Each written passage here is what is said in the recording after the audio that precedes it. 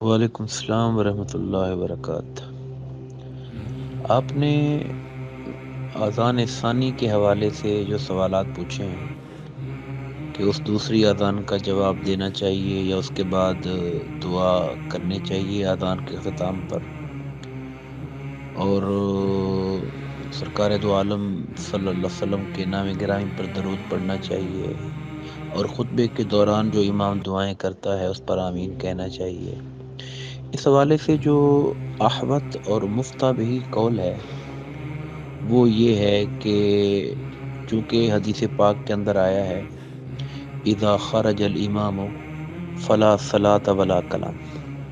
جب امام اپنی گفتگو کے لیے ممبر پہ آ جاتا ہے تو پھر نہ کوئی نماز پڑھی جائے اور نہ کوئی کلام کیا جائے۔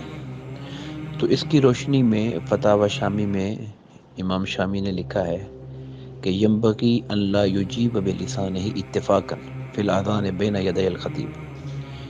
کہ چاہیے یہ کہ امام کے سامنے جب خطیب آ جائے تو اس کے سامنے زبان کے ساتھ جواب نہ دیا جائے، درود پاک ہے اسے بھی دل میں پڑھ لیا جائے،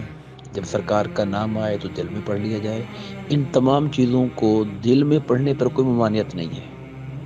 صرف زبان پر ادائیگی اور اس میں آواز کو بلند کرنے کی ممانعت حدیث پاک کی روشنی میں آ گئی کہ اذا خرج الامام فلا صلاۃ ولا کلام۔ بعض لوگوں نے بخاری شریف کی ایک حدیث پاک کا حوالہ دیا ہے جو حضرت امیر معاویہ رضی اللہ تعالیٰ عنہ سے مروی ہے کہ انہوں نے ممبر پر اذان کو سن کر جواب دیا اور فرمایا کہ میں نے وسلم کو دیکھا تھا کہ آپ نے بھی جواب دیا تھا۔ بخاری شریف کی حدیث پاک ہے یہ، مگر اس کا محمل ہمارے اہل علم نے اس کا اطلاق صرف امام کے لیے کیا ہے، چونکہ امام کو تو ممانعت نہیں ہے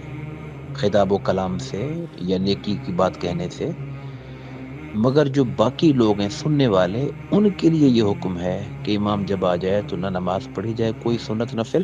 اور نہ کلام کیا جائے، بلکہ تو یہاں تک تاکید ہے کہ اذا قلت لصاحبک انصت فقط لغوت، کسی بولنے والے کو کوئی یہ بھی کہے کہ بھائی چپ ہو جا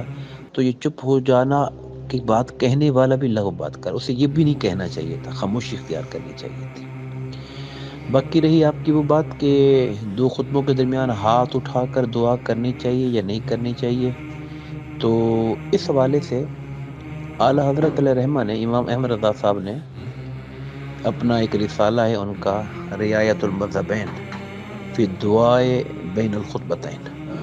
انہوں نے اس کے جواز کو لکھا ہے۔ وہ کہتے ہیں کہ دعا مانگنا بالاتفاق جائز ہے، مگر یہی کہ اونچی آواز سے نہیں مانگی جائے گی، اور ہاتھ اٹھانے کے حوالے سے بھی وہ کہتے ہیں کہ اگرچہ یہ وہ بات نہیں ہے کہ صراحتاً کہیں سے ثابت ہو، لیکن عمومی طور پہ چونکہ دعا کے لیے ہاتھ اٹھانا ثابت ہے دیگر احادیث سے اور یہاں کی کوئی ممانعت نہیں ہے، تو کوئی اگر ہاتھ اٹھا کے بھی کر رہا ہے